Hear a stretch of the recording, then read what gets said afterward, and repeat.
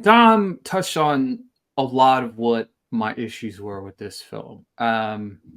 You sold, if you don't sell the film the way that you did with the trailer, I don't think there's half as many issues with the film that ends up being issues. You're selling this as this sexy film, like you're selling this as like a 50 Shades of Grey, and I just wrote on my letterbox, this is like the dollar store version of that. You know what I mean? Like it's not even, to steal a friend of my kids. She's like, this is like not even 5 Shades of Grey. You know what I mean? I don't see like Zendaya as Tasha. Like I just don't see that within this role, and it hinders the entire thing. There just was so much more meat to the bone that we didn't get. The flashbacks were just so overwhelming. Like it just happened way too much.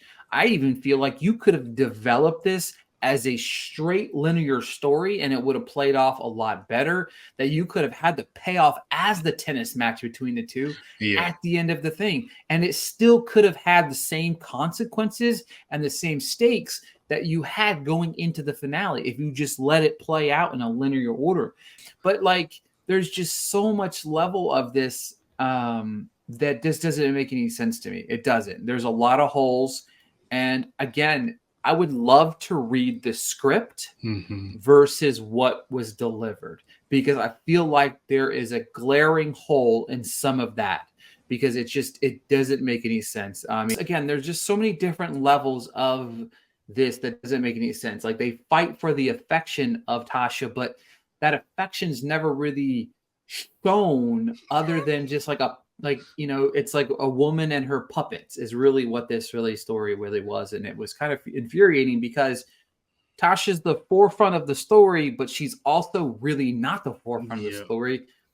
If you're going to make her the forefront, make her the forefront. These two are side pieces, but there's so much tennis between the two guys, which is fantastic. Again, I'm a big tennis guy. I love tennis my entire life.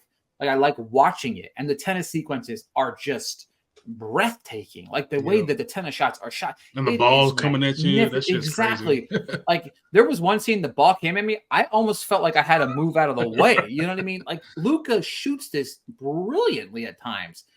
Also, Resner and Ross, their score very misused. Like very misused. Like I didn't understand the balance of sound mix and the score, and it didn't develop very well, and it was very confusing. And I'm just like, what are we doing here? Like it just, all the pieces done to come together the way that I wish they would have, and that's just, it's kind of sad in some ways. Again, I'm on the positive side of things because honestly, because of the tennis, like the tennis aspects of the story, and it's 15, maybe even 20 minutes too long.